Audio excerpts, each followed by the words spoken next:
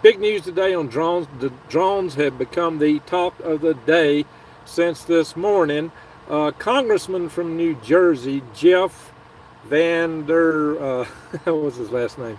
Oh shoot, forgot his name. But anyway, Congressman from New Jersey came out and said that, well, now he also touted his credentials, saying, oh, I'm a member of the Transportation Committee, I'm a member of the Aviation Committee in the House. Jeff Vander Drew. He came out and said that he had inside sources from the highest sources that told him that there, in fact, was a mothership from Iran that was releasing these drones. However, both the FBI and the Pentagon, especially the Pentagon, came in and refuted that. First, the FBI said, we know of no danger from these drones, and the Pentagon said that the bases where these drones were appearing were, in fact, under no danger whatsoever. And that was from the Pentagon's Deputy Press Secretary, Miss Sabrina Singh. Did she sing? Is it Chinese? So, guys, what is cooking? Hey, Cha-Cha and Punjab Preps and Mark Jones. Okay, so, guys, it's highly suspicious, guys, this whole thing, because the Pentagon, we know absolutely that these are not foreign-sourced drones. But when asked who they belong to, where they belong, we got no idea. We don't know. Then how, if you don't know, can you absolutely say that there's no foreign sources to these drones? And it could be, maybe they are being flown from domestic locations, but we don't see them launched. We don't see them land. And with all, given that we now know that there's something like 40,000 Chinese nationals in this country that are on the deport list.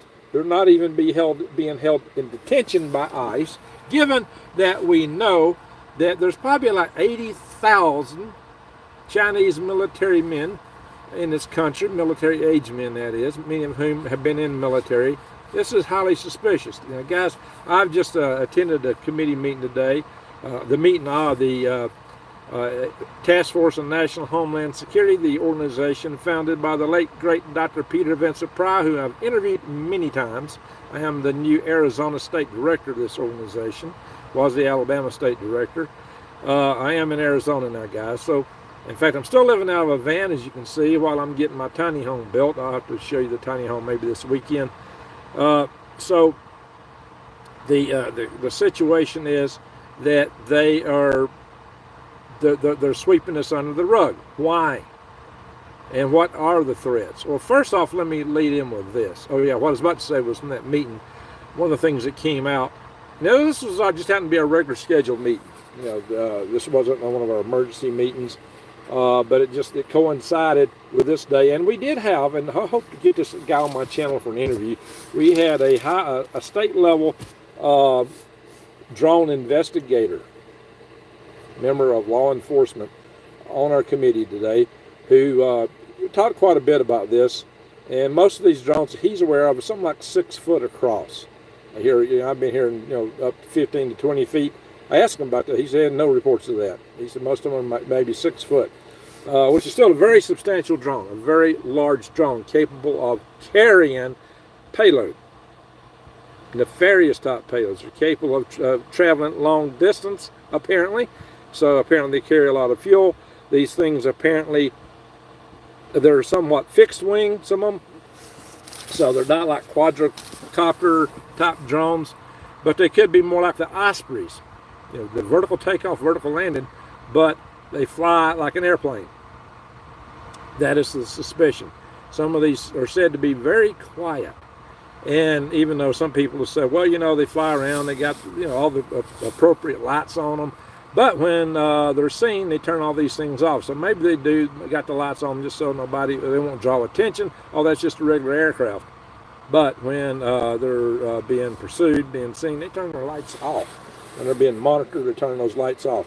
So, we're supposed to now, when you buy a drone, you're supposed to have identification package in there so they'll know who it belongs to. Well, this isn't the case with this stuff. And like I said, they don't see them take off and they don't see them landing. So drones are a new game changer in warfare. Asymmetric warfare, in fact. JFK's in the house. How about that? Keep pin on my hat. Well, if you hadn't noticed, this is the Space Force pin. No, I'm not a member of the Space Force, but my dear friend Ed Kiker had these made up and gave me a bunch of them.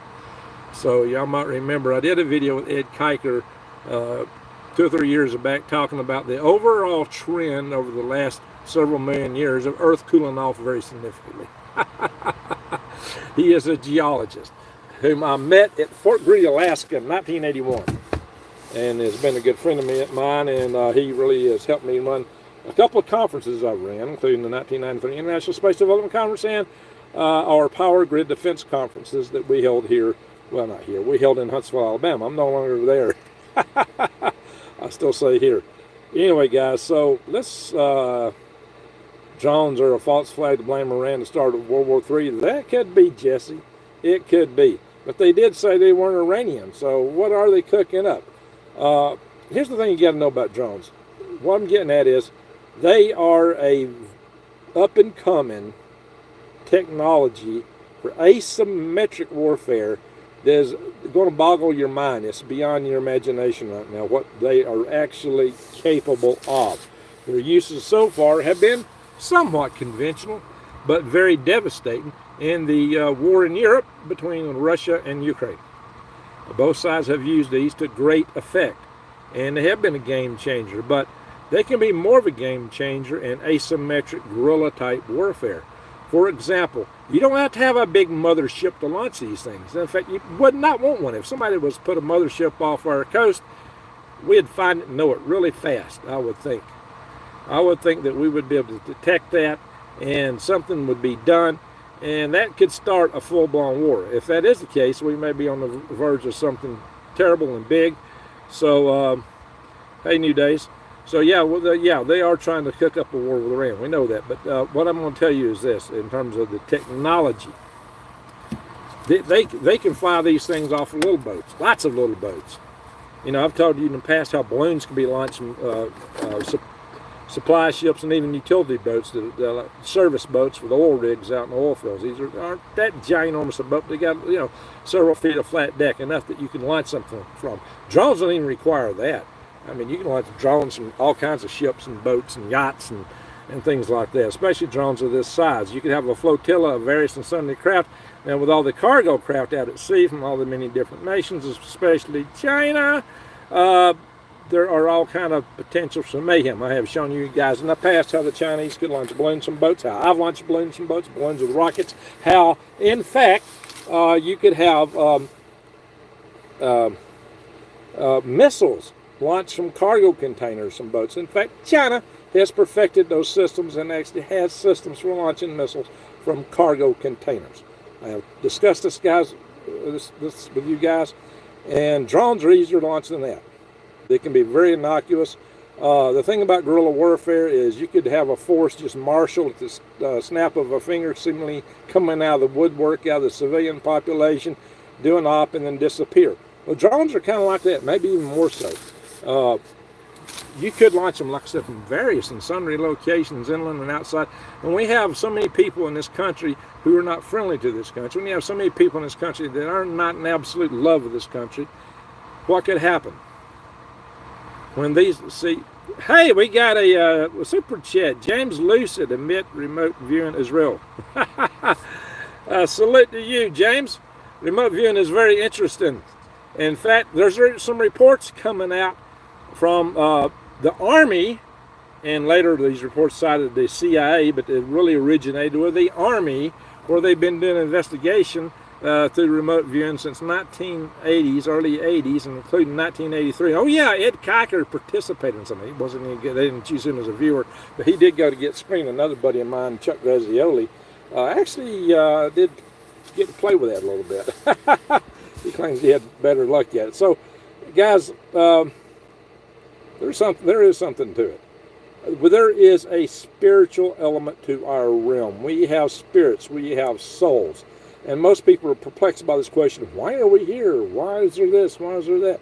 Guys, that's not the biggest question. The biggest question is, why are we as spiritual beings living in a physical universe? That's a whole other topic I do wish to address at some point in the future. So that does entail with this remote viewing thing, and it was just, and I answered this question because it just came up in the chat room, and in fact, over the past couple of days, there's been news reports on that topic. So, and that's very interesting. And I do believe that we have spirits. Those same reports say that reincarnation is real. And no, that's not extra biblical, because somebody was asking Jesus, don't these various characters have to appear first? And he says, well, wasn't this guy that guy?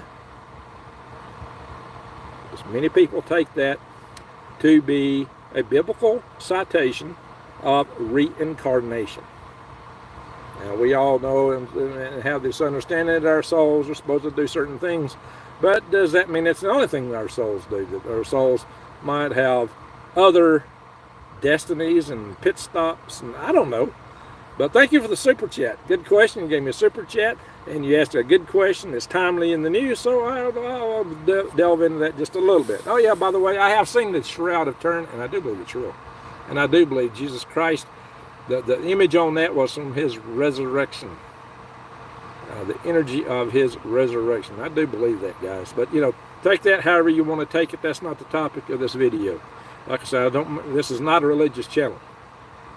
But, you know, we do pray for our members sometimes when we have people in need. So, that's not outside of our realm, but we do it where everybody can talk, you know, according to their own beliefs and pray according to their own beliefs. Yeah, so remote viewing is very interesting. Now, it's better than the odds by a long shot, but it's not 100% accurate, because you got to try to filter it back into our monkey brains, or whatever you want to call our mushmelons that we got on our shoulders, and sometimes that's kind of hard to filter and interpret into everyday things, because remote viewing is kind of like when you were a kid. I don't know if you can remember when you were like a baby, when you just would like look and stare at something and find, you know, just all in like fabric, texture, curtains, mirrors, you know, just the whole wonderment of a baby. When everything's fresh, everything's new. That's what it is when you go in remote viewing. That's my understanding, is that you're getting impressions, and so interpreting these impressions back into our physical realm, it's not always all that absolute. But it is better than the odds by a long shot. So it's better than the probability should be by a long shot. So there is something to it. There is something going on there. And our military pioneered remote viewing. And that's not the only way to access the spiritual realm, to try to get information, but they did do that. So that like I said, it begs a bigger question. Why are we as spiritual beings living in a physical universe? Ponder that one for a while. Maybe we'll talk about that in the future. Maybe that'll be a topic for Galactic Greg's channel. Anyway, guys, so let's get on to this drone business. Oh yeah, by the way, technology. Google has just come out with a new chip, a new quantum computing chip that can execute calculations that conventional computers would take the entire lifetime of the universe to calculate, just like quickly, you know, nearly instantly. And Elon Musk was touting that. I mean, the technology is growing in leaps and bounds. AI is growing in leaps and bounds. I do not believe AI will be sentient. I think there'll be a man behind the curtain, or some snot-nosed kid in grandma's basement hacking the world, taking over. He'll be the new queen bee. You know, I've talked about that in the past too. So, yeah, strange stuff, guys. We're in strange times. But drones, they can just pop up all over the place. They can take out all kind of far more sophisticated weapon systems. Drones are cheap by comparison to a B-52 bomber, an F-15, an F-16, or F-35.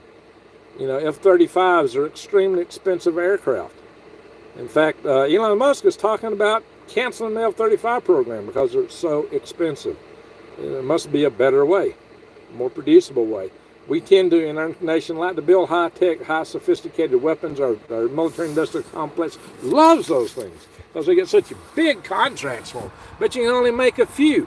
In a war of attrition, how long is this stuff going to last? What we're finding now is we get into war with China, we've only got enough ammunition to fight a few days. We got all this sophisticated stuff, but after a few days we're out. And we're already learning with wars like in Ukraine, you're going to have to last more than a few days. We're not prepared for that because we've let our military-industrial complex lead us around by the nose and blow billions of dollars.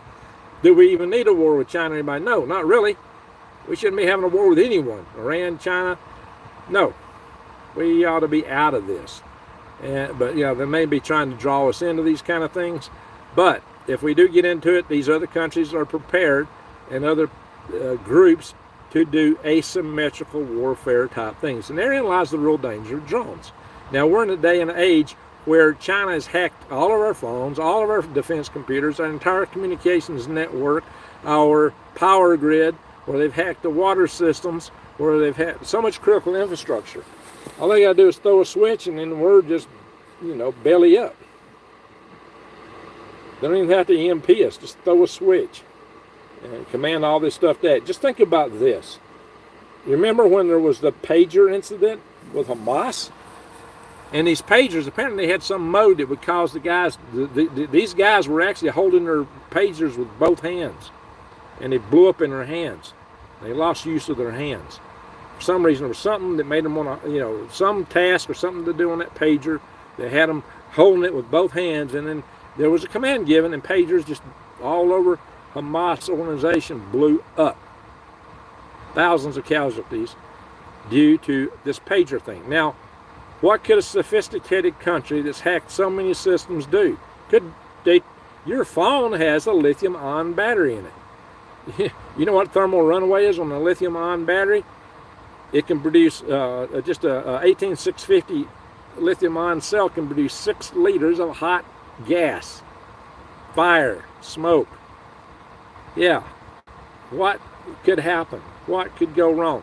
And remember, even President Obama gave us a warning with his movie, Leave the World Behind, where they showed all these Tesla cars being just automatically commanded to autonomously drive and pile into each other and clog up highways. Why would Obama try to give us some kind of prepping type warning? That was really seemingly out of character, except maybe think about the title of the movie, Leave the World Behind. There are certain groups that believe in order from disorder, order from chaos. They want to break our world so they can set up their world. So, and if we're not careful, we'll play into their hands. So that's why I always tell you guys, keep your head on your shoulders. Or you might not have your head on your shoulders. But the drones are very much an asymmetrical system in combat roles. And the level that we're at today with the use of drones, not just the technology in the drones, but the way that we use them, the way that we employ them, the way that we deploy them, is analogous to the day of the Model T. Maybe not even there yet. It may still be the shop-built. Well, they are in mass production, but these kind of drones, the technologies and just the methodologies, operational methodologies for how to use them, is still quaint as far as we know. But these drone swarms that we're seeing may be indicators that it is somebody may be further along. Just think about how they can use drones to simulate fireworks, to put messages and signs in the sky. Drones working in cooperatively in swarms.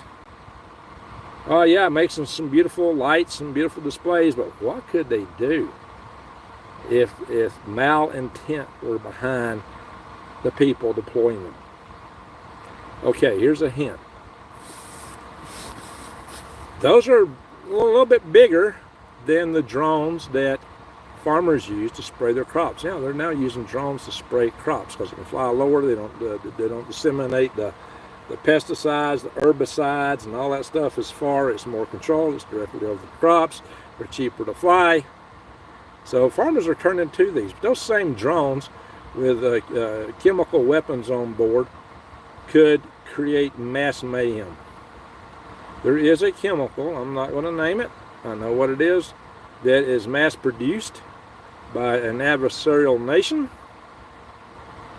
mass-produced and available massively here in the United States of America through mostly illegal means, mostly through having an open border,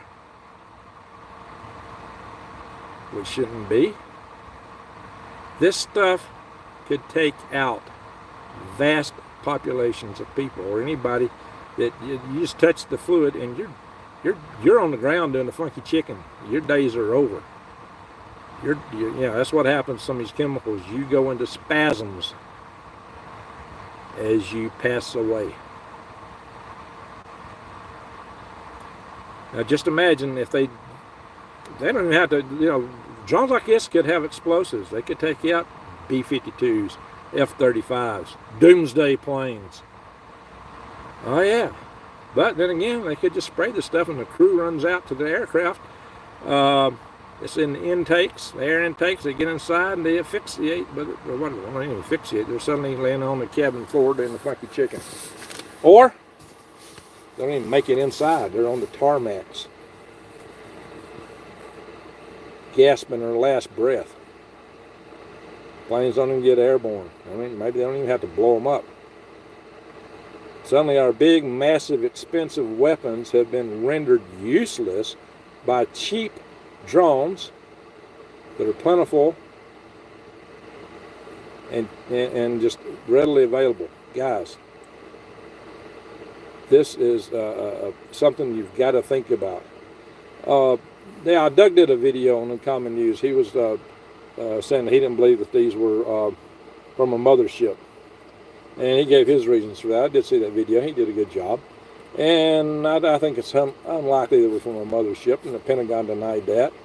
But what are they? Rex Bear did a video, which he thinks that some of them are from another civilization. You don't say alien, that's maybe what people call it. He thinks that so-called space aliens, or he seems to think these days that they're from right here, in another dimension. And I think he's right. They have a lot of phenomenology about them, which matches what we tend to describe as demons. Think about that, guys. Where are we going in this world? What's happening? Well, he thinks that some of these drones are just the Defense Department trying to cover up and mask for these other devices.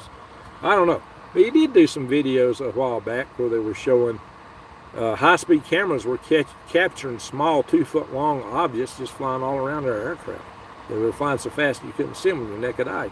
But high-speed video was capturing these. And, I do know that bugs will fly in front of high-speed cameras and you go, there's a bug. But when you see them go behind the aircraft and appear on the other side, and then you get some notion of scale, you know that's a device and it's not a bug. What is that? What is it? Is it ours? Is it somebody else's?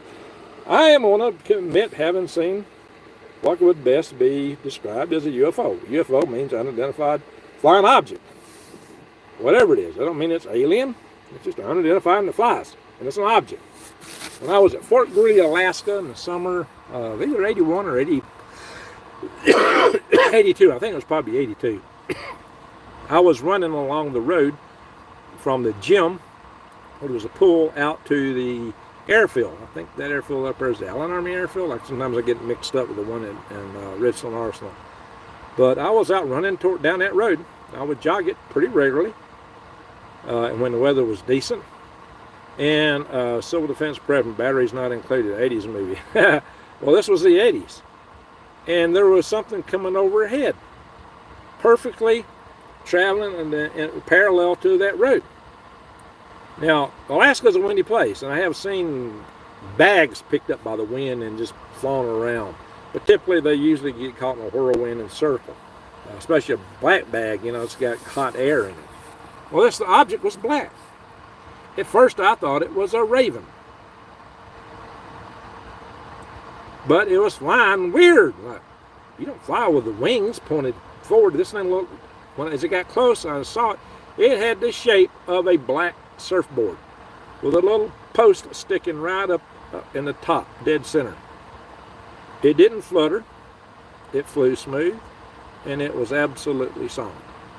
And I just stopped and watched it go overhead, and I thought, there can't be nobody in that. What is that? And it defied everything I'd ever heard of for a UFO. I didn't report it then because I didn't even know what to say about it. You know, there wasn't nobody could get inside that thing. It wasn't big enough.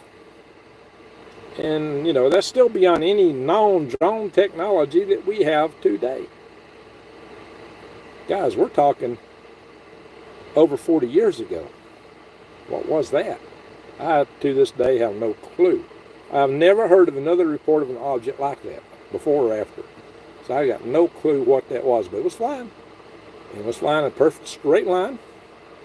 And I was just dumbfounded by the whole thing. So, you know, just, what is that? What is it? I had no clue. No lights on it, no nothing.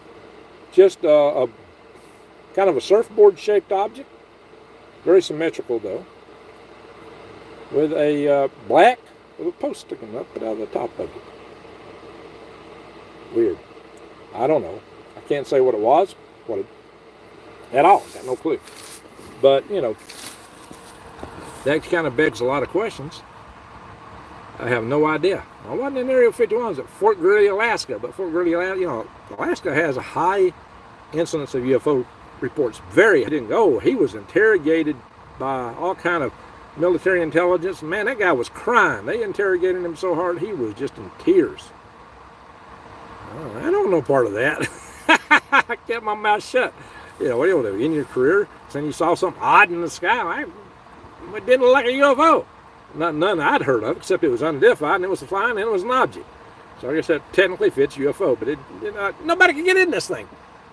You know, how's it flying? What was that thing on top? Was it a radio mast? There was no sign of any propulsion.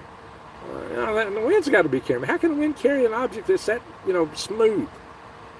Where's the wind catching it? Maybe underneath, but it was just flat, going straight over. Just odd, really, really odd. All right, enough said of that. Drones, though, in the hands of nefarious people, can do horribly nefarious things. Now, if you look at the day and age that we're in right now, the day and age that we're in at this cows come from Rangoon. Anyway, so have they ever sent earthworms into space for fish or aliens? My friends, I got a friend who bought earthworms from me and put them in lunar regolith simulator lunar SM3, I think is what it's called, and they thrived. And he did a report on it. He spoke at the International Space Development Conference on it. I've got some moonworms. I'll have to talk about that in the future. Maybe I'll interview him. He's up for an interview. I just hadn't got around to it. But that's some interesting stuff. History Army Productions. What's the pin on your hat? Okay, buddy, tell me what you think it is. Let's see. You ought to know. You ought to know Army History Productions. It's a new military force that Trump in his first term. So, anyway, it's a new branch of the military created by Donald Trump, a whole new force, the Space Force. Aliens found us by following NASA rockets and moon ships. If you heard me earlier, I told you, I think they're from right here. Whatever it is, it's from right here. Yeah, Space Force, amen. Got it, sunshine girl. Anyway, guys, so here's the thing. Arnold's in the house. All right, 57. Appreciate that. All right, guys, we need some more lights. We got 159 people in the house. This platform's really been stomping me hard. Justin Parker, Jesus Christ is King. All right, like I said, I've seen the Shroud of Turin. Been there, seen it. And I think it is the real McCoy. That's the subject for a whole nother discussion. But I have seen it with my own eyes. It's highly interesting that I did see that, because at the time, I was planning to write a novel based on somebody taking content from the Shroud and doing some genetic manipulation. It was going to be a high-tech thriller, And that's what led me into following a lot of, let's say, unconventional alternate theories about what's going on in the world. It led me down the rabbit hole, which led me to prepping and led to, in part, contribute to this channel.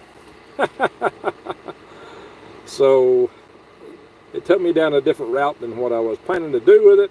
But holy smoke, you know, the more I dug, I thought, this stuff can't be real. It can't be true. No. Uh-oh. Yikes. I fell down a rabbit hole, guys. Now they are testing DNA of the shroud. Anyway, I might still write. I actually started the novel back over 20 years ago. I started this novel. And I may complete it one day. I think I was there in about, September, I think 2000. I was in Italy, visiting Alenia, who were building the nodes for the space station, which I was working on at the time. So there's no such thing as DNA. Oh my gosh. No such thing as people either, are there? Lord, guys.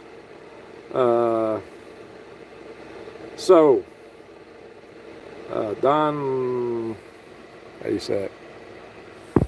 Oops. Scrolled off. Don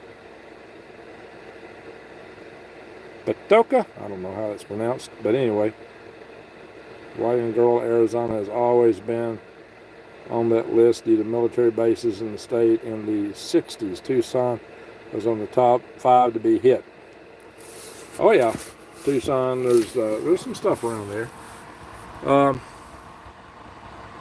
It's interesting. This state's had some, you know, the Phoenix lights, as far as south of them, but about 3 hours driving time. Probably, you know, not so much flying. So guys, but this drone thing is something to be concerned about. This whole thing where they're dismissing, oh, there's no danger. There's no, so let's take a drone that's the size of a car and fly it over B-52s, F-35s, F-15s, F-16s, fly around the military members' housing and tell me that everything's okay. Don't worry your pretty little heads. Just turn over and go back to sleep. We got this covered. Really? Hey, Mr. John Taylor, thank you, sir, for the great super chat. How is the Arizona pocket going? There's a little coffee money. Thank you, John Taylor. I'm most appreciative. And yeah, I do need a lot of coffee. So it should have cost me that and gas to run the generator I used to make the coffee. Lord, I got some generators running. I got a little refrigerator and a little microwave now. I got a coffee maker inside my tiny home, but it's still not ready to stay in the cold weather. But we do have the siding up. We got wiring in it. We're building a door. We're putting in the windows. So we're making progress. Hopefully I'll be doing videos from there. I'll set me up the studio there, kind of like my studio I used to have in Alabama. And I'll be able to do a little better quality with the videos. So the drones are smurfing loads of each drone can place 2 or 3 pounds in each. Yeah. They can really, these are big drones. They can carry a lot of payload. These are bigger than the ones these drones are larger than the ones apparently they're larger, as large as the ones that the Ukrainians are using to take out Russian tanks. So they're no threat to a military aircraft? Really? So think about our nuclear triad. I mentioned this the other night. Our nuclear triad. We have our missiles in the silos. Now these drones probably can't do much damage to silo. Now maybe they can EMP the insulation or spray the stuff I talked about and it gets in the air systems and everybody inside the silo is laying on the floor doing the funky chicken. That's a possibility. They could take them out that way. Possibly. Also, you know, they're going around the barracks, you know where people are, they might take out people that way. They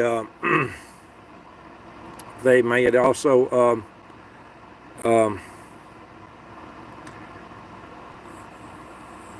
when the missiles are launched, they're not going as fast when they first launch. It's like, you know, you've seen a lot of rockets take off slow, then they build speed as they're burning their fuel, especially the liquid fuel boosters. But they're not as fast when they first take off. they're vulnerable to being targeted by any local assets. Who was buying farmland close to all our sensitive military installations? Who kept wanting to buy farmland in these areas? Oh, nobody. Don't look here. Nobody special. Yeah, right. China don't buy no farmland near our sensitive military installations now, do they? It don't take much. Just something in the vicinity. These drones apparently have some range. We've not been able to detect where they've been flying from, where they've been going to. So they've got some interesting capabilities and their operational methods for using these drones. And that is scary, guys. Yeah, buddy. Neil Cole, how you doing? So what is cooking, guys? So that's our ballistic missiles. Now we've got our bomber fleet. Well, they've already shown they can fly over aircraft. I've already mentioned what they might do to aircraft. They might take out our missile fleet. They might take out our bomber fleet. They may take out, but everybody's always tells Greg, we've always got our submarines. No matter what, our submarines can always operate. Really, what happens with a strong enough EMP, like EMP superweight? Amen. Ye shall not pass. That's where we got to go, guys. So, new days. I mean, as long as he's not being disrespectful. Yeah, people are entitled to their opinions here, mods. And if their opinions differ from mine, I don't take offense to that. But if somebody has been disrespectful, if somebody is in here cursing, we are a family-friendly channel. So folks, keep your language family-friendly. And that's the main thing. We don't entertain cursing in this channel. And that's just, we've got a lot of people of faith. So I do expect that to be respected too. So just keep these things in mind. They don't want cut off government. Anyway, so guys, Dixie Doodles, that's a good name. I'm dancing in the kitchen, getting ready for bed. Had a pretty good day. Well, that's good to hear. Let's go slab artist. Hawthorne, Nevada is where Uncle Sam stashes ammo. Yeah, you can expect something to happen there, maybe, if things go down. Guys, that's just it. All our submarines are commanded in two ways. I mean, the president's got to send out the authority to launch. The authority to launch, these systems will not launch unless they get a EAM and then a validation to it. So it really requires 2 AMs to execute a launch. They're wired that way, guys. And this is done via very low frequency communication systems. There are 3 antennas in America that can put out these commands that reach the submarines. There's one in Maine, up near New Days.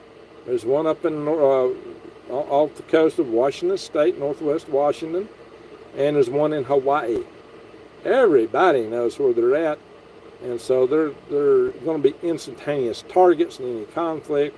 And when you got people on the ground, local assets that might deal with things, their fate is somewhat less than certain.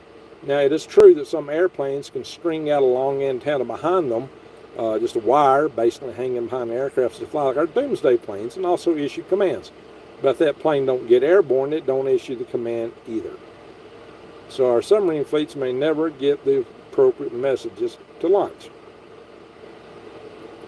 Also, when you consider how everything is hacked, there's probably many avenues of attack to prevent them from executing their mission. So that's not an absolute guarantee. As so many other YouTubers will tell you, oh, we got it, and other people, oh yeah, we got this, we got that. Well, really, do we really have it? What good is all these expensive, multi-billion, trillions of dollars of weapons when they be taken out with cheap assets like hacking, drones, or operatives on the ground with things that go bang bang, like what hit the Metcalf substation April 16th, 2013. I always get the 16 and 13 mixed up. Very suspicious operation, guys. So when you think about crews on the ground, sleeper cells, when you think about drones, when you think about the hacking, when you think about all the unfriendlies that could be amongst us, there's all kind of potential for mayhem should we go to war. And that's why a war today will be nothing like the wars of the past. The wars of the past, it was, for the United States, except for the War of 1812 and the War of Northern Aggression, the wars have been overseas for the most part. And we've not had to face the consequences of these wars directly here at home, other than, switching to a wartime economy and having Rosie leave her kitchen and become the riveter. Rosie the riveter. Hey, wasn't the robot, what was the robot's name in the Jetsons? Was it Rosie or was it Roberta? Oh, it was Roberta, wasn't it? Yeah, Rosie may be a robot next time. So, I don't know, guys. Green Griggs, you're spot on. Well, thank you, Don. So, the idea that we're not under threat is something that you better think about. Now, Donald Trump took an unprecedented step, and he invited Xi Jinping to his inauguration. And he says, we don't have to be enemies. We could negotiate. Now, what Donald Trump is known for is being a negotiator. But he does negotiate from a position of strength. That's why he wants to bring all these embargoes up. He wants to put people on their back foot and know that they got something to deal with. And the economy in China is going to heck in a handbasket. So maybe, just possibly, he can talk Xi Jinping into some less aggressive notions than what's in his head right now. It's possible. If anybody could do it, Donald John Trump is probably the best candidate. In terms of people in the White House, he's the best at negotiating. And he'll go in and talk stuff and have all the liberal woke crowd just quaking in their panties, but but it's had effect in the past, and I assume he can do that again. Kind of Reagan was like that. Reagan believed in projecting strength, and he scared the heck out of the Russians. It had a lot to do with the Soviet Union breaking apart. That and the fact that their economy could not compete with ours in military expenditures when Ronnie Reagan committed to doing the Star Wars program.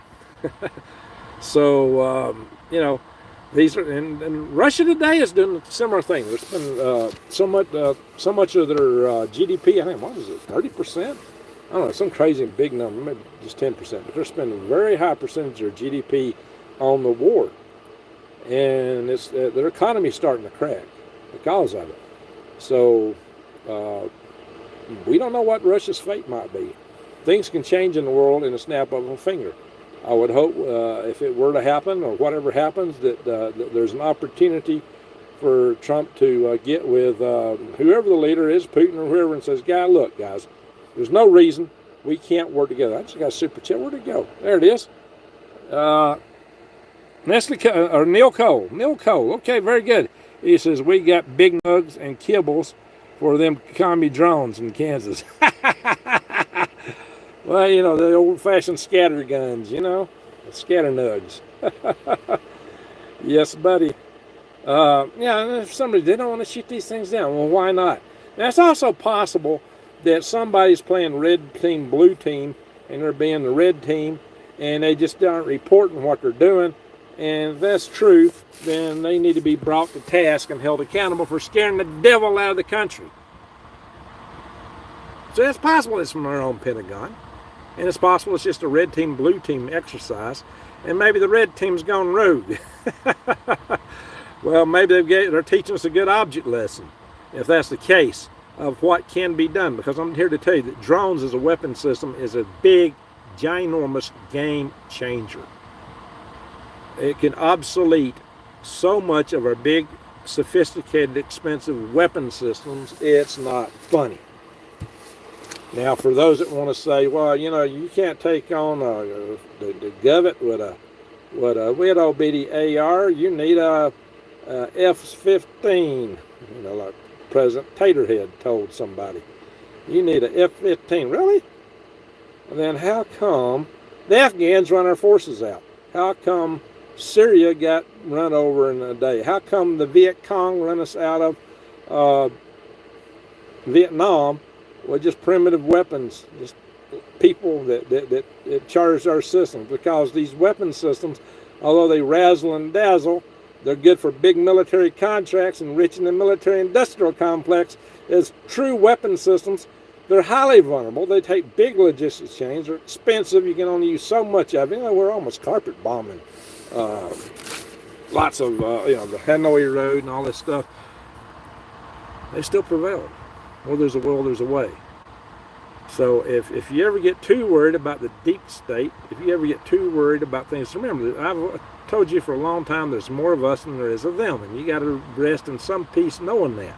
And we proved that with this last election. They couldn't, people are getting fed up with this stuff. The more people see it, the less they like it. Look what happened in Argentina. They got tired of that socialist mantle, and they elected Milei as president. A libertarian. And he is a game changer. That man is smart. I love to hear him talk. So everyone, don't forget that the thumbs up. Thank you there, Jesse. Appreciate that. What's this guy's name? Xander Hosh. I can't hardly sell the letters here. Hosh. I can't even sell. Trump is very good. America very, very profit. Trump most free. There you go. Appreciate that. Yeah, we got a fair number in the house now. 151 people. And we got some good super chats tonight. I'm most appreciative of that. American Pagan Prepper. Good to see you again. Y'all ignore stupid. We should all be focused on getting this country on the right track, not focused on what divides us. Very true. Very true. Very true. That's what divide and conquer. Like I said, we get played into the hands of those that want to lead us into the house of Klaus, into the Borg. They are trying to assimilate us. They tell us resistance is futile. No, it's not. That's what Biden was saying. He was basically saying resistance is futile, and he says you can't take on an F-15. All this stuff requires logistics. It all requires things to happen at vulnerable nodes. And like I said, you take the country and the city. The main political divide in this country is primarily urban versus primarily non-urban. And it's because people in urban areas are more used to big systems, big government, and handouts and things. I don't know. But anyway, guys, they think, the value's there, but that value becomes very worthless in a time when there's no electricity. The value of that real estate, when you can't feed the people in it, becomes pretty useless. This is where having a little plot of land, a farm if you can, or anywhere where you can grow a garden, is a real value. That's where your real value is, being able to grow your own food. And a lot of you have said, well, I'll hunt. I'll feed myself through hunting. Well, you better be hunting grasshoppers. Rats and grasshoppers about all you're going to find after a couple of weeks, once you turn loose all the people, the big game nugs. And I'm going to tell you what, you take a big game nug and you turn it on a rat or a grasshopper, there ain't going to be nothing left but a fur ball. With the rat, you'll find a few little hairs. That's about it. And that's going to be hard to eat. And grasshopper, forget it. So, yeah, you better learn trapping. You better learn how to fish and how to grow food. I mean, hunting is a skill, and I think it should be celebrated. And for my vegan friends, I must add, a recent study just come out talking about the sudden high spike in colon cancer in young people. They found out what the cause is. Seed oil. Cooking with seed oil. Man, you need to be using lard. Lard and butter. Real butter, guys. Yes, learning gardening and got us some land. Very good. Good move. Very good. Good move. Garden. But you need to learn to garden where you don't have to go to the store and buy plants, buy seeds. Now, you got to get the seed to get started. Now, if you want to do that, I highly recommend now is a good time to stock up on seed, because if the grid goes down, you ain't going to be able to get them. Do it now. You can go to True Leaf Market. Hey, Carol, well, thank you for the generous super chat. And the fox hug in the heart. Appreciate that. So, guys, you better get prepared to grow your own food, but do it in such a way you're not going to be able to have pesticides or fertilizers. I got early on in my channel, I covered how to garden. I covered how to do it without having to go to the store, basically. They're using worm castings or compost. Worm casting is just much more effective. And how you can make worm tea and use the worm tea to or compost tea It'll actually help control a lot of the bad stuff that happens to your crops, where you don't need the herbicides and the pesticides. Now, you got to use some manual labor too to pick some of that stuff out. But that's how the ancestors did it, guys. They didn't have any of that mess. It's possible. You need to learn the techniques. Now, I believe in organic gardening, but I believe in beyond organic. I believe in all natural. If you're going to go buy vegetables, I highly encourage you to go to farmers market again and then ask the growers how they grow their stuff, what do they use. Your small growers, a lot of times, are using rock dust to replenish the minerals in the soil, which most of the vegetables you buy out there, even organic, don't have the minerals in them they used to have. And guys, a plant is not a fusion factory. A plant cannot create an element that's no longer in the soil. You may say, well, this plant is rich in magnesium. And not if it's not in the soil, it's not. And it's going to be sucked out of that soil by the previous generations of that plant and no longer be available to future generations unless the farmers replenish it. American Pagan Prayer, $2. Much love. I agree with nothing but organic. Amen. But you need to be all natural, because a lot of the organic farms were using that sewer sludge. That stuff's nasty, and that's where you're getting a lot of forever chemicals, and they destroyed a lot of land because they were hoodwinked in the idea of using sewer sludge. Nasty stuff. Never use sewer sludge. Nasty, nasty, nasty. And it's destroyed a lot of good farmland. A lot of organic farms have been put out of business because they used that. Tisk, tisk. Our good friend, the Popper Report, Steve Popper, he rails against the use of sewer sludge, and I agree with him on that. But that's why you got to go. Don't buy the big chain organic necessarily. I mean, it's probably better off than some of this other stuff, but you just got to keep that in mind. Wash that stuff when you get it. But you got to worry about having forever chemicals in it. So you need to know about the source. And the best way to do that is to actually buy from the actual farmers, the small farmers, the ones that go to the farmer's market. Or better yet, grow your own. As much as you can, grow your own. And I will be doing worms again here locally. I don't, unless I find a whole different labor pool around here, I'm not going to try to scale up to operate where I'm shipping worms all over the country again. That worked at first, but the labor pool went to heck in a handbasket, and I found I could not produce and sell worms at any kind of price. I mean, it was just costing me too much. So these are things to watch out for, my friends. But, you know, I will source worms and worm compost, worm tea locally.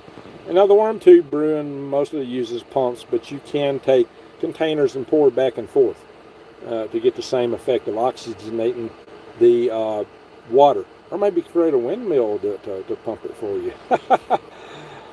So there's ways to do that, guys, just to lift the water. Archimedes screw, for an example. I mean, people knew how to lift water thousands of years ago. Take an Archimedes screw and connect it up to a windmill if you have to, or a water mill or something, and let that be the source for lifting your water and then letting it fall down over some gravel beds or something, so it would get tumble and get oxygenated real well. So these are all things. I'm going to send the chats advanced, and some of my chats seem to be stuck here. Oh yeah, Goldbacks. New Days is really good at posting links, guys. Considering where our economy is going, and remember too, when Trump was president last time, gold doubled in price. Now I can't tell you where it's going to go. I'm not a market forecaster, but I've had the sneaking suspicion for a long time that it would go up, and it really did. And given the BRICS and other countries, what they're trying to do to take the dollar down, I would expect gold to continue to go up. I mean, gold has real intrinsic value no matter what. So, and silver. Now, if you go to the link that New Days put on there, defythegrid.com, you can buy the Goldbacks, which I love those. You can buy you can buy coins. You can buy silver. You can buy gold. You can buy platinum. You can buy it in bullion, bars, rounds, coins, or Goldbacks. What I love about Goldbacks is you get gold in a very small, minute quantity that's printed out in a bill. And they print out in beautiful bills or artwork or collector's items in and of themselves. And that's part of their intrinsic value. It sells for a little bit more than the gold itself would. But when you look at the value of it in the long term, if you'd have bought those things when I first started talking about them, you'd be way ahead of the curve right now. as gold is going, but now gold's actually dipped down just a little bit, so this might be one of those inflection points before it pops back up. It may be a good, I say maybe a good time to consider Goldbacks. Now, the funny thing about that is I only get 1% commission, but I only get it. It's not, a lot of my links are just affiliate links. If you use that link, you automatically get a percentage. And most of them are like, 10 to 15%. But with the Goldback, I only get 1%, but I actually get more because people are liking it. I can not even talk about it. For a while, I wasn't talking about them at all. I just had posted, the coupon code is what you use. When you go there, use the coupon code Green Greg's. Green Greg's is the coupon code, and you'll get 1% off. I've earned more from that, a little 1%, than I have everything else combined. Because people like them. So it's like, what's something going on here? People just keep jumping on those. And they do. So consider that. Go to Defy the Grid. I've had Dakota, who is the owner of Defy the Grid, on my channel a couple of times. Interviewed him. And they do it. And I've also had the guy who invented the Goldback on my channel. So check them out, guys. It's a very interesting technology to create the Goldbacks, and you can put them in your wallet. And you can go buy small things like bread and eggs with them instead of having to go buy a house or a car or a gold bar. 10 gold bars in 1921 would buy you a house. 10 gold bars today would buy you a mansion. So consider that. They've held the value over time. In fact, relatively speaking, they've increased in value over the long term. That's been the trend line. Now, again, I got to give that little disclaimer that, past performance is no indicator of future performance. But I have good hopes for that stuff. I do like them. So there you are, the Goldbacks. But now let's get back into this discussion of drones and drone technology. Like I said, it's an asymmetric weapon. When you take that in combination with how much of our stuff is hacked, when you may have things like equivalent to the pager incident occurring, our whole grid can be brought down. If you can just take down our power grid, we're done. We're done. We're back in the Stone Age, guys. Are you ready for it? How do you get ready for it? Grow your garden. Maybe get into a safer location. I was living 26 miles downwind from Brown Sterry Nuclear Power Plant. A wee bit too close, considering all the huge spent fuel rod poles I got there. All that spent fuel. Woo! That was going to be nasty. I lived just up from Redstone Arsenal. That's quite a probable target. And Browns Ferry was a target. The dams on the Tennessee River are potential targets. So I found myself now in a place that's very remote, but it's convenient. Oh yeah, very convenient here. The nearest store is just 9 miles away, right on the nose. The nearest store to me, by the road, is 9 miles away. It's 20.2 miles to the nearest grocery store. But, I don't have people all on top of me. Unlike in Alabama, where anybody and everybody could drive by my house all day and all night and just jump out of the car and grab something if they were so inclined. You got to go down a long road to get to where I'm at, and I'm at the very end of it.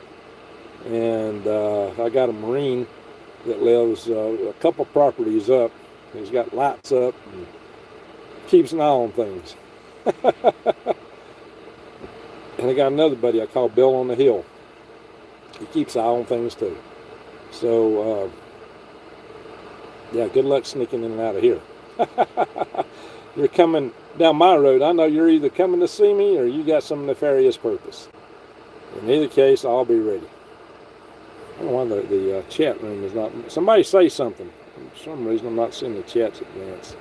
I'm thinking there's something wrong here. Somebody say boo. Just anything in the chat. I don't know what's happening here. But for some reason, I'm not seeing the chats advance. So, guys, I hope I'm not missing anything. Like super chats or some really stellar comment. We live in uncertain times. And part of the whole point of this is, even though Trump has a peace plan for Europe, and he's going to try to force Russia and Ukraine into stopping the war, and let's hope and pray he succeeds at that.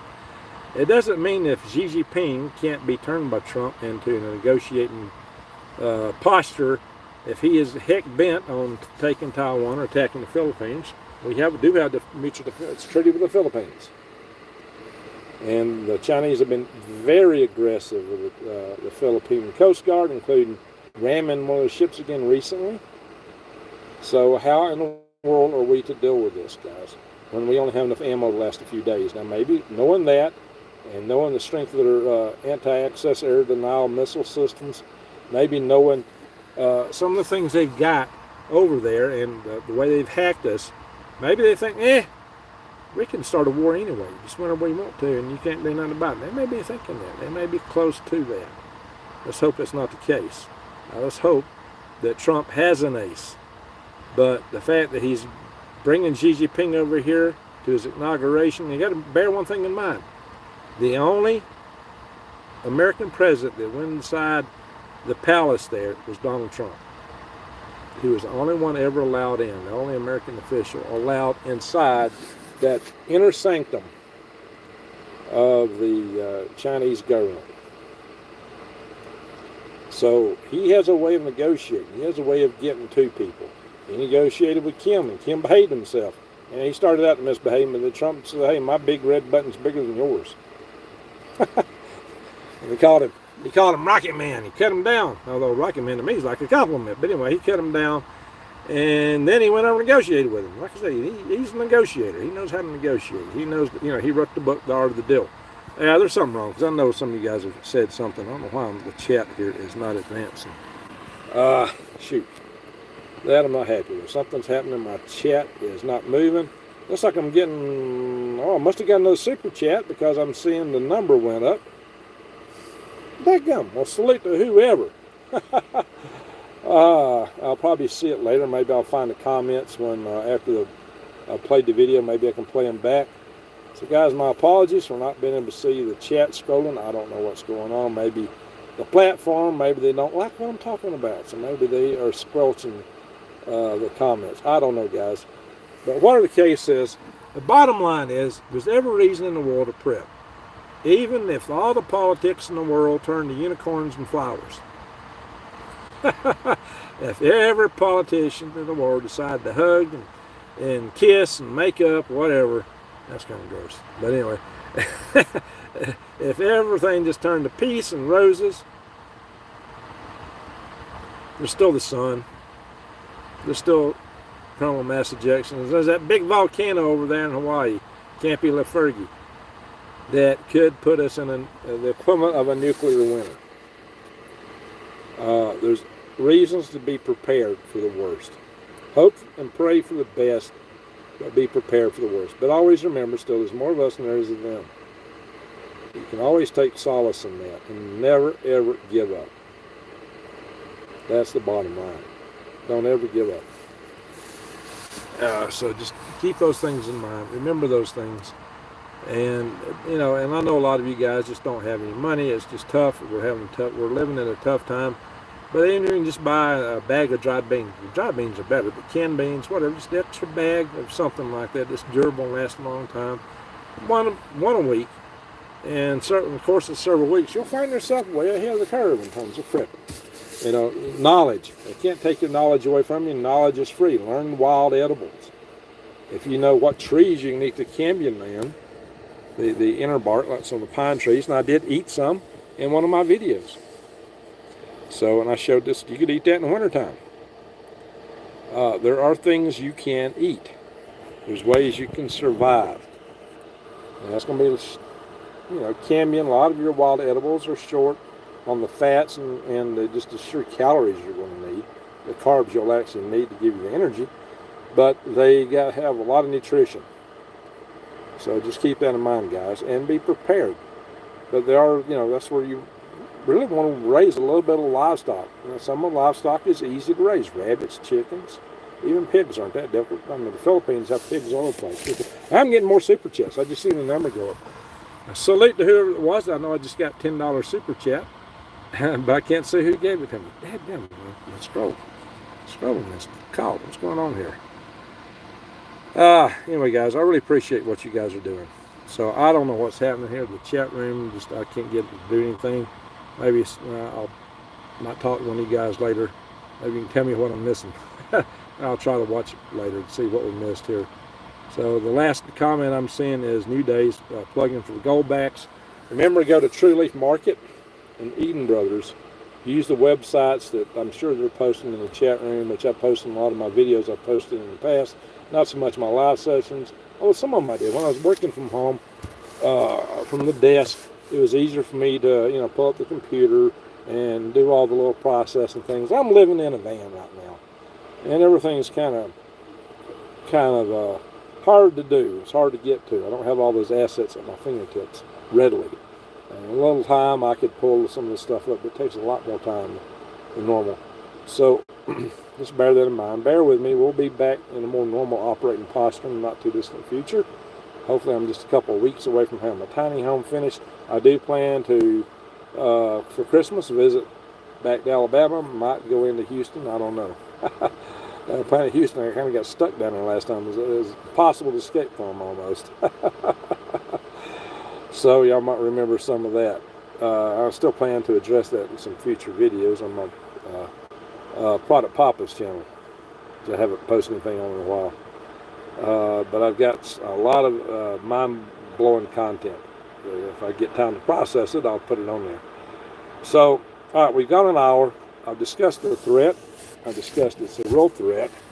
It's probably the future of warfare, asymmetric warfare. It's going to change the whole face of how we fight if we have to fight. Let's hope we don't have to fight. Fighting's the last thing we should do. But if you do get in a fight, remember, fight like the third monkey on the ramp to Noah's Ark. And brother, it's starting to rain. So just keep that in mind, guys. We are in a tough time. A lot of people don't want DJT to take office, and if he does, they're going to resist. So we may have civil strife. There's still the prospect for a war that's not too civil in this country. Let's hope that don't come to that. But just keep your eyes wide open and head on a swivel beyond all else. That's the bottom line. Stay aware and prepare. But don't be scared. Be prepared. And don't lose your head, or you might really lose it. Don't panic. I have heard preppers say, don't panic now, but I'll tell you when to panic. No, do not panic. Because when you panic, you do lose your head. And you do dumb things. Keep your wits about you. The smart fighter is the guy who uses smarts when he's fighting, not his emotions. Because he's keeping his head on his shoulders. Again, I hope we don't have to fight. Fighting is a horrible thing. Any way you slice it. But just be prepared. The biggest thing, have knowledge, how to grow food, how to acquire food. Water. Water is even more critical. How do you sanitize and purify water? Here's another thing. A lot of the devices that preppers talk about is technological devices, your flashlights, your batteries, your radios. All that stuff's good initially. It gives you an initial edge when the things go down to a certain point. But eventually these devices wear out. Even if you got a means of charging, recharging batteries, all that stuff will wear out eventually, and you'll get to the point you can't use it. So use it to the best advantage where you got it, but after that, be prepared to live without it.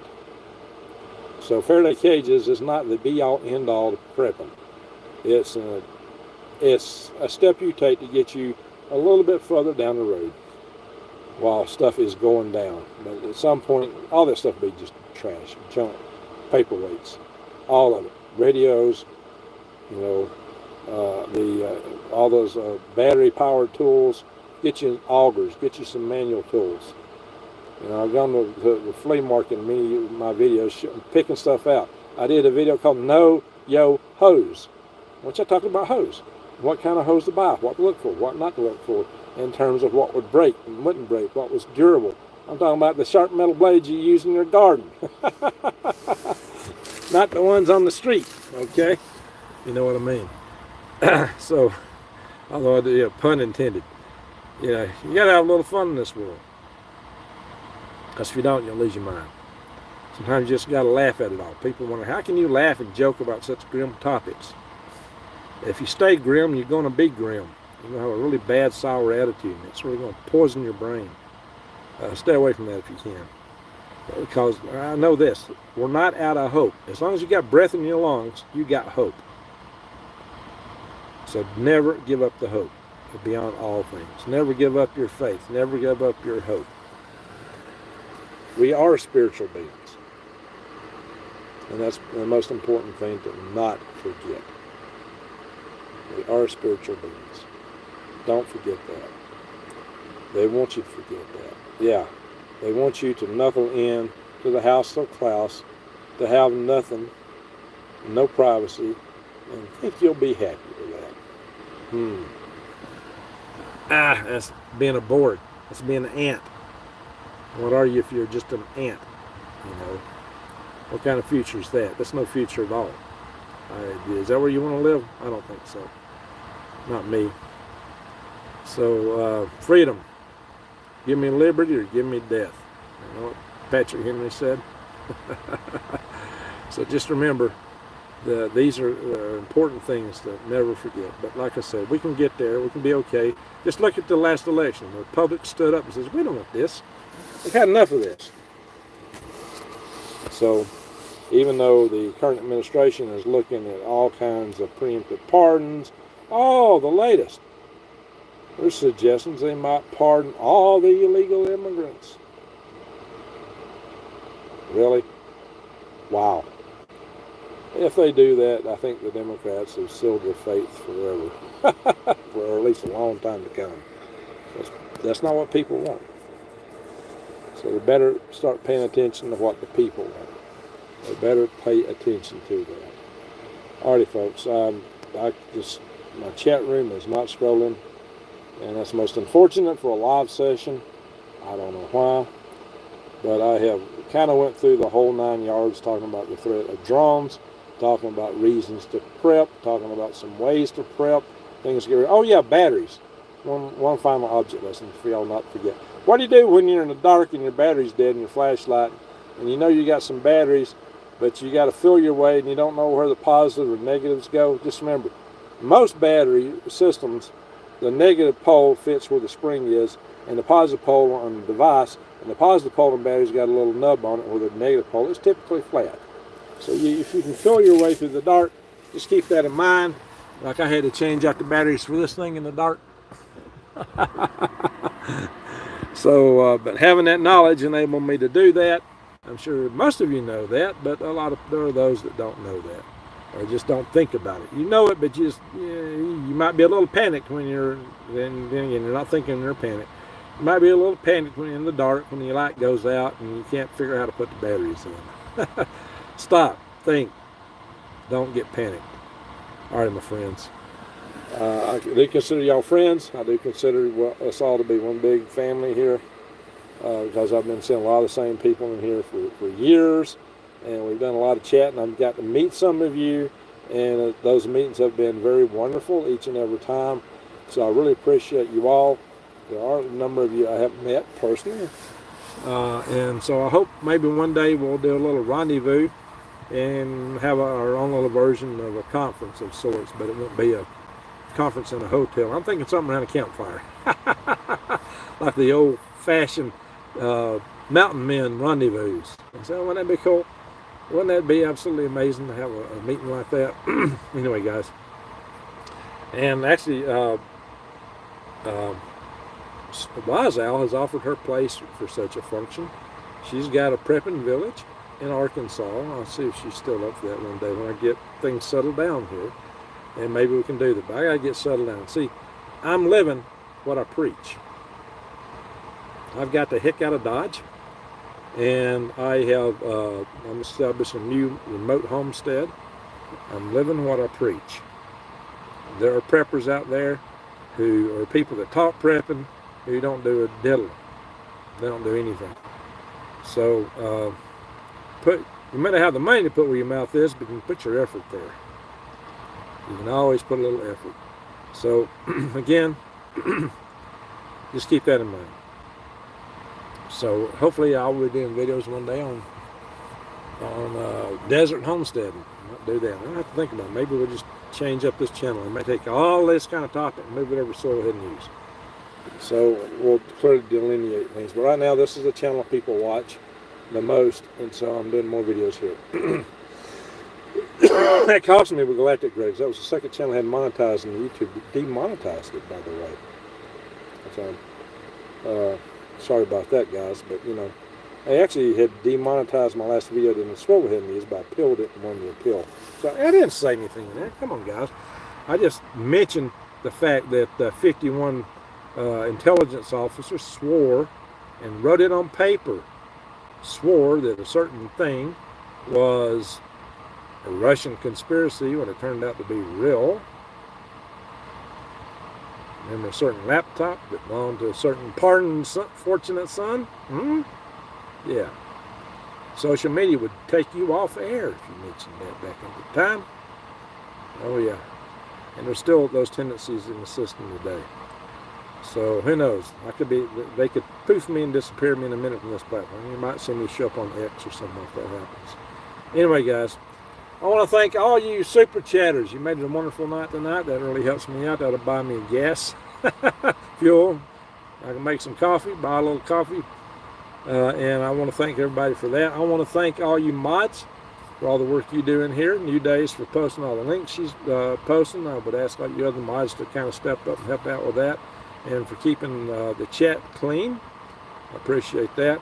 And I want to thank everybody for being here. I thank you all for being here. Please remember this platform has been stomping on me real hard. So share my videos. Share them far and wide. And go back and watch my older videos, the ones with the knowledge in it, where I talk about how to survive a nuclear war in great detail. All the things you need to know, what you need to do. I explain all the forms of radiation scientifically, but in a way that a layman can understand it. I explain how you can prepare yourself for that. I have explained how to grow food, how to grow worms, how to do wild edibles. And I might do more of that around here, given the time. But I got to learn this area too. Anyway, guys, so we'll have us an adventure together. So again, I want to thank everybody for coming here. Thank you for watching. Share my videos. Don't forget the thumbs up on the way out. We still got more people watching. We got thumbs up, so help out with that. And my apologies for not being able to track the chat room. I'll check PayPal to see if anybody used my donate button on my Green Grabs website. And I just want to thank everybody again for being here.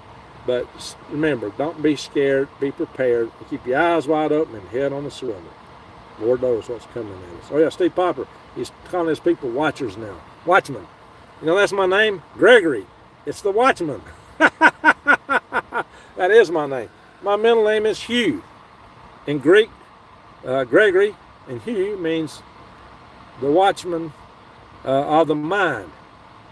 And last name Allison and Teutonic is of holy fame. So my whole name means the watchman of the mind of holy fame. Whatever that means. Wow. That's pretty hitty. Anyway, guys, thank you all for watching. Thank you all for being here. God bless, and Greg out.